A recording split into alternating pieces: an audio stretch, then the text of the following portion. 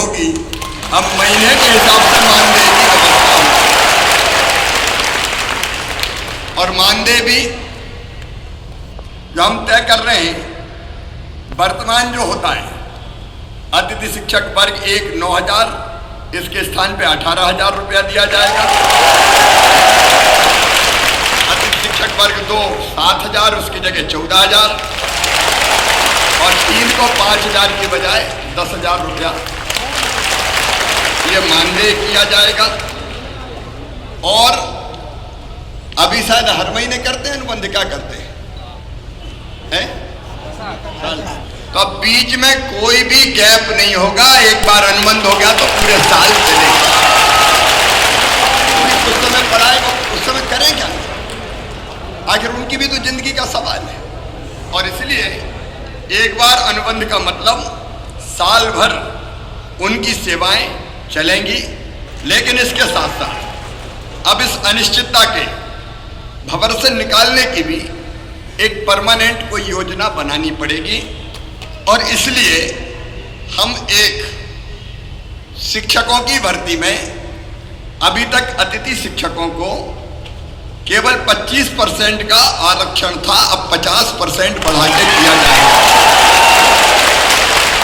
क्योंकि जो पढ़ा रहे हैं, जो अनुभवी है, वर्षों का व्यवहारिक ज्ञान जिनको है, अगर वो भर्ती होंगे तो मैं समझता हूं कि वो बेहतर ढंग से बच्चों को पढ़ा सकेंगे, बेहतर ढंग से बच्चों को पढ़ा सकेंगे। और ये व्यवस्था अगली भर्ती से ही जैसे होती है तत्काल हम लागू करने का काम करेंगे। और अतिथि शिक्षकों को उच्च शिक्षा विभाग के अनुसार प्रतिवर्ष 4 और अधिकतम 20 अंक बोनस के रूप में ये प्रदान किए जाएंगे, ताकि अधिकतम उनका चयन हो सके, उनका सिलेक्शन हो सके। आप पढ़ाने का काम कर रहे हैं, लेकिन पूरे मान और सम्मान के साथ पढ़ाएं।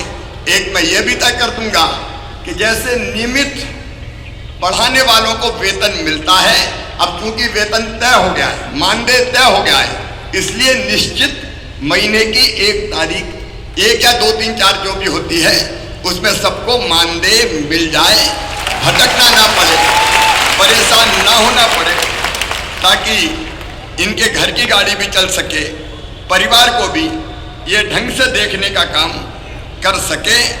और एक मैं गुरुजियों की तरह एक योजना बनाऊंगा कि जिसमें पात्रता परीक्षा लेके भी हम अतिथि शिक्षकों को नियमित करने की दिशा में आगे बढ़ सकें। जब गुरु जी के लिए किया है तो उनके लिए भी हम सोच सकते हैं। केवल जो आरटीए के अंदर, आपको पता है शिक्षा का जो कानून है आरटीई, उसके अंतर्गत डीएड बीएड वाली जो बाध्यताएं हैं वो हम रिलैक्स नहीं कर सकते, क्योंकि वो केंद्रीय कानून है। लेकिन उसको छोड़ के मेरी इच्छा है कि तुम सब नियमित हो जाओ, ढंग से पढ़ाओ, बच्चों को भी ठीक से पढ़ाओ, और बच्चों के साथ साथ अपने परिवार का भी आप ध्यान रख पाए। आपने इतने दिन में जहां गया बहुत अनुशासित तरीके से अपनी बात रखने का काम किया। मैं जहां जाता था, मेरे अतिथि शिक्षक मित्र मिलते थे और बड़े अनुशासित ढंग से अपनी बात करते थे। मेरी आपसे इतनी अपील है कि मैं आपकी चिंता करूंगा, भारतीय जनता पार्टी की सरकार आपकी पूरी चिंता करेगी। आपकी जिंदगी अनिश्चित हम नहीं रहने देंगे,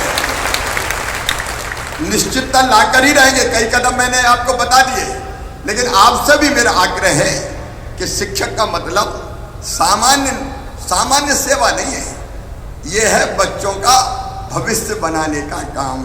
आज जो बच्चे पढ़ेंगे वही मध्य प्रदेश बनाएंगे, वही अपने देश को बनाएंगे। तो मेरी अपील है कि बेहतर से बेहतर पढ़ाई, बेहतर से बेहतर शिक्षा, और उसके लिए अगर हम अपने आप हमको ट्रेनिंग प्राप्त करनी हो, हमको कई चीजें सीखनी हो, तो आप उसकी भी भरसक कोशिश करना कि आप अपने आप को कैसे और ज्यादा सक्षम बना सकते हैं। शिक्षकों का